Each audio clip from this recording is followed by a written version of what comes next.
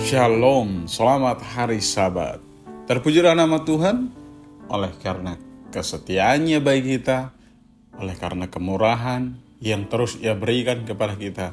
Sampai pada petang Sabat Tuhan yang suci ini, kita dapat kembali dipertemukan bersama-sama untuk merenungkan firman Tuhan di dalam mempersiapkan diri kita menghadapi Minggu Bekerja. Sebelum kita merenungkan firman Tuhan, mari berdoa.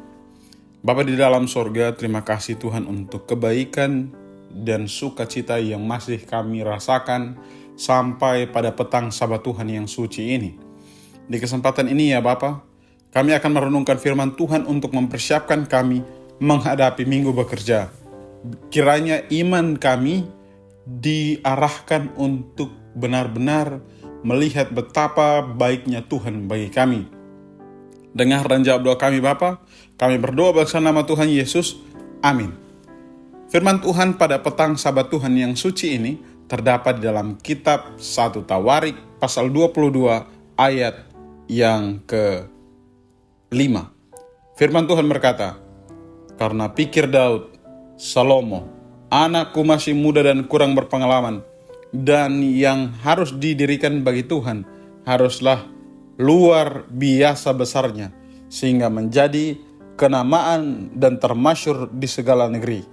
Sebab itu, baiklah aku mengadakan persediaan baginya."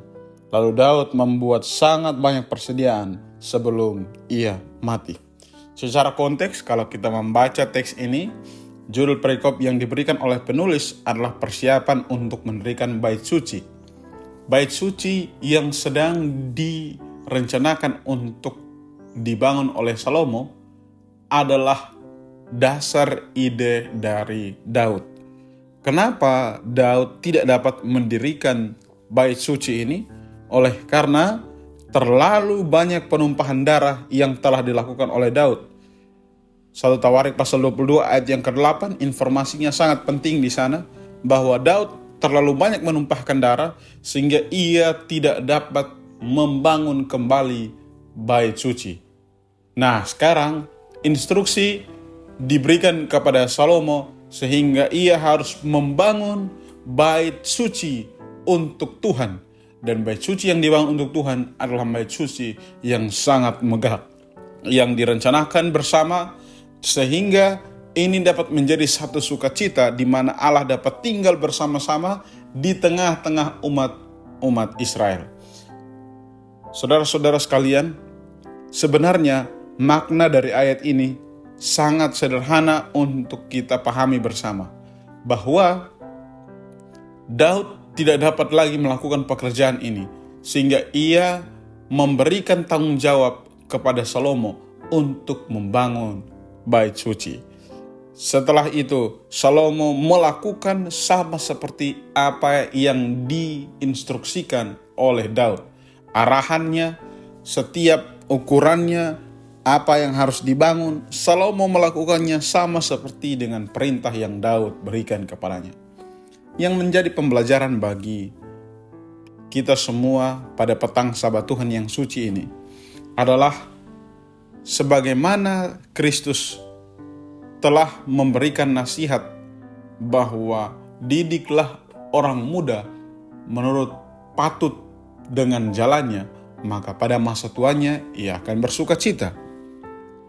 Daud mengarahkan Salomo untuk hidup taat kepada Tuhan, membangun yang terbaik untuk Tuhan semasa mudanya. Sebagai orang tua, apa yang sudah kita ajarkan kepada anak kita? Apa yang sudah kita latih kepada anak kita? Apakah kita melatih mereka untuk taat kepada Tuhan, atau mereka bermain-main dengan Tuhan, tidak menyediakan segala sesuatu yang terbaik bagi Tuhan, selalu melupakan tanggung jawab mereka sebagai orang-orang Kristen? Apabila mereka tidak setia kepada Tuhan, itulah tanggung jawab kita untuk meluruskan anak-anak ini untuk tetap ada di dalam Tuhan. Kalau kita hari ini tidak mendidik mereka sepatut dengan jalan Tuhan, maka satu saat nanti kita akan menyesali tanggung jawab ini, oleh karena mereka jauh daripada Tuhan. Dan menjadi amaran penting bagi kita, Hiduplah sebagai orang tua yang menjadi contoh bagi orang-orang muda, bagi anak-anak, bagi keluarga. Ketika kita hidup menjadi contoh bagi orang-orang yang ada di sekitar kita, maka tentunya Kristus akan dimuliakan. Mari berdoa. Bapa di dalam sorga, biarlah kami dapat menjadi contoh bagi orang-orang yang ada di sekitar kami, keluarga kami, anak-anak kami, istri, bahkan suami kami.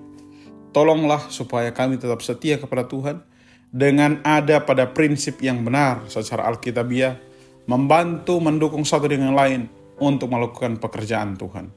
Kami serahkan kehidupan kami, berkati semua umat-umat Tuhan yang mendengarkan firman ini. Kita dapat menjadi berkat, pekerjaan mereka selalu berhasil, tangan Tuhan selalu menaungi mereka. Dan biarlah kasih setia Tuhan tidak akan habis-habisnya bagi mereka, karena kami berdoa beraskan nama Tuhan Yesus Kristus yang telah menjadi penebus dosa kami. Amin. Tuhan Yesus memberkati.